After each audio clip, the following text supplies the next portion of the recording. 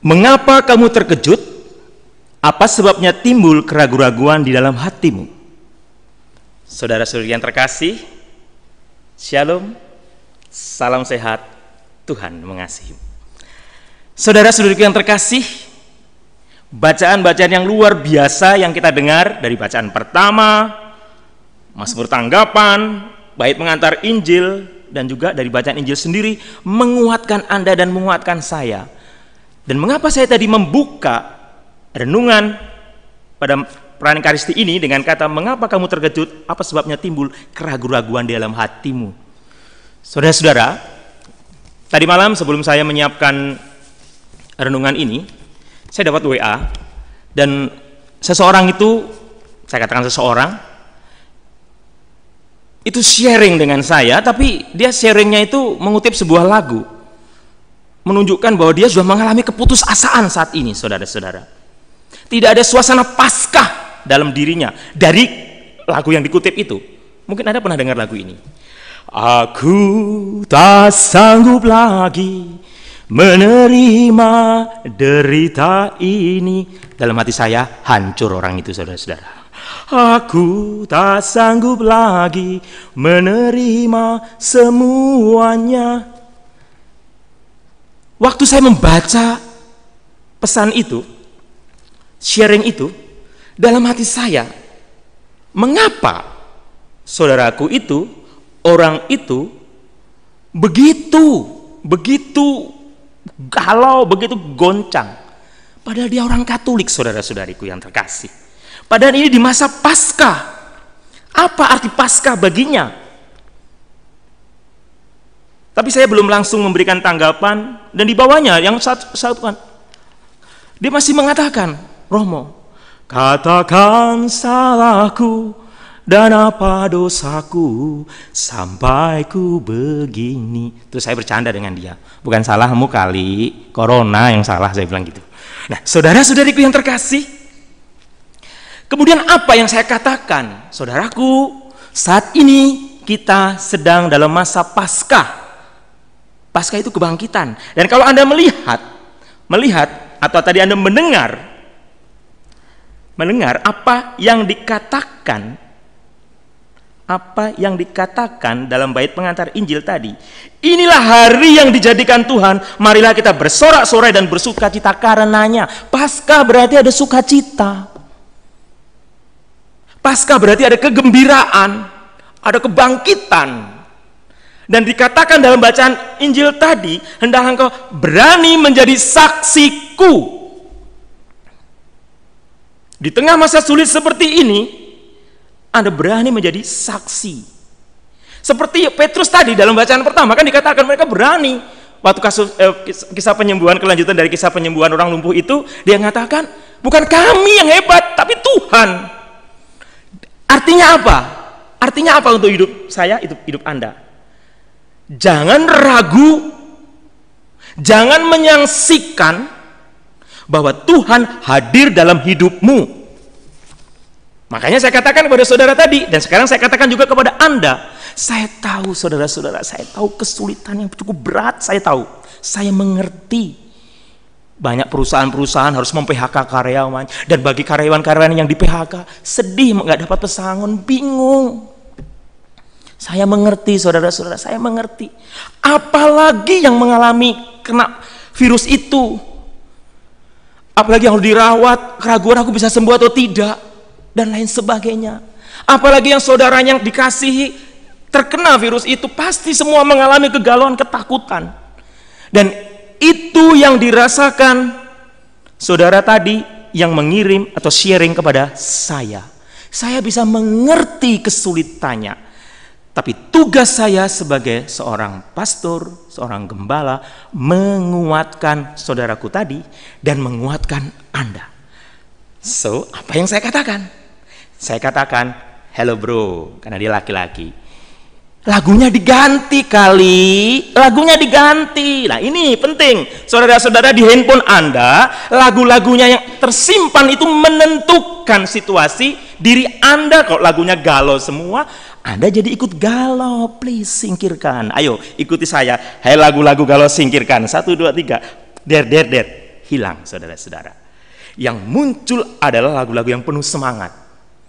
Sehingga Anda merasakan Paskah. Sehingga saya katakan kepada saudara tadi, bro, ganti lagunya bro. Ku kan bangkit, nyatakan kemuliaannya. Ku kan bangkit, nyatakan kebenarannya. Itu menjadi saksi Kristus. Tetangga-tetangga Anda melihat, saudara-saudari Anda melihat, di tengah situasi sulit, Anda tetap beriman, Anda tetap menjadi saksi Paskah, saudara-saudari. Katakan amin, saudara-saudara. Anda menjadi saksi Paskah kebangkitan Tuhan. Sehingga Anda dan saya, kita semua tidak ditegur sama Tuhan Yesus. Mengapa kamu terkejut? Apa sebabnya timbul keraguan-raguan di dalam hatimu? Jangan ragu, saudaraku. Bawa semangat Paskah itu, bawa semangat Paskah dalam hidupmu di tengah kesulitan yang kau alami. Bait pengantar Injil tadi, inilah hari yang dijadikan Tuhan, marilah kita bersorak-sorai dan bersukacita karenanya. Bersukacita. Ayo katakan pada suami, istri suami kepada anak, hei kita bersukacita, dang. Bersukacita. Dan ini harus Anda bawa dalam hidup Anda, dan bukan teori. Iman itu bukan teori, tapi dilakukan.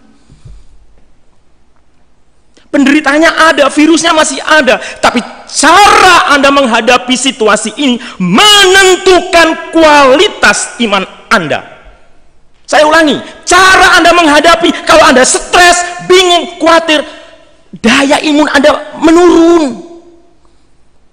Tapi kalau Anda penuh gairah, ada semangat Paskah, tentunya juga minum vitamin, tentunya tetap berolahraga, tetap optimis, dan lain sebagainya, daya imun Anda menguat, saudara-saudari. Tidak usah pikirkan sampai kapan corona ini, kita tidak ada yang tahu, please, tidak ada yang tahu. Tapi kita yang tahu adalah Tuhan mengasihimu. Tuhan sudah bangkit. Dan ini katakan kepada saudara-saudari di kanan kiri Anda.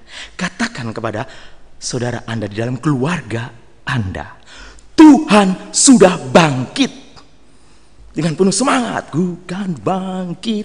Anda bangkit, nyatakan kebenarannya, nyatakan bahwa Tuhan itu mengasihi kita. Itu kebenaran, saudara-saudara.